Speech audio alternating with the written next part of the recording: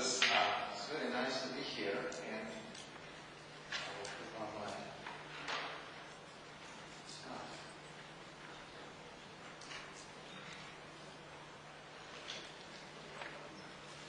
And we will talk today about competitiveness. What is competitiveness? Because it's right now it's kind of a buzzword of today, and competitiveness is widely studied to find out about differences in economic performance in different countries. It's really a perplexing issue to see, while still 200 years after Adam Smith, Wealth of Nations, we still cannot find out why some countries are so poor and some countries are so rich. Why some countries are economic failures and some countries are economic successes. And competitiveness is defined by the World Economic Forum, which is leading research in the field of competitiveness, as a set of institutions, policies, and factors that determine the level of productivity of the country.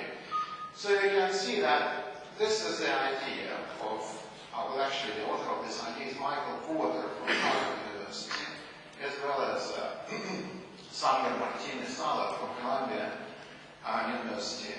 So what they're doing, they're applying the concept of firm competitiveness to nations, to see what kind of competitive policies nations should develop to reach highest productivity and highest standard of living for their people.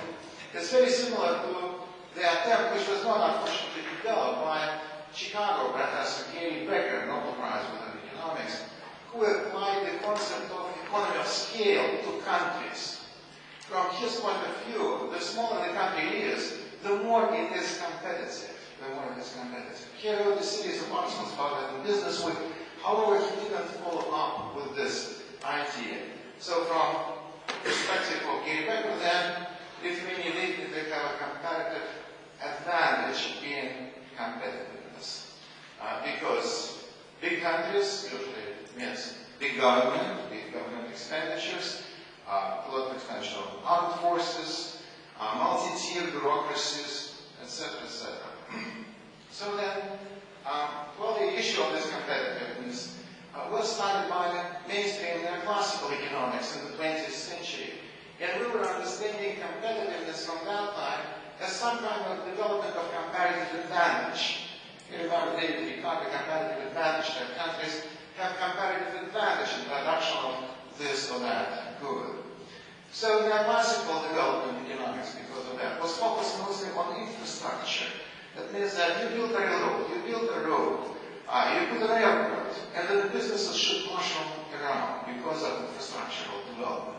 However, it didn't happen. There was plenty of malinvestment, plenty of misplaced and wasted foreign aid in 1970s and 1980s. About $3 trillion were wasted on the projects which didn't perform. And because of that, the main economists right now are rediscovering Austrian School of Economics with major focus on institutions, and major institutions, property rights, economic freedom, rule of law, as well as something which is called information program, which was developed by Hayek, another Nobel Prize winning economist, in his seminal work on economics of knowledge. One of the leading representatives of the Austrian school, he made it very clear that why the standard of living, why productivity is different in different countries. And the answer is simple, because investment per worker, capital per worker is different.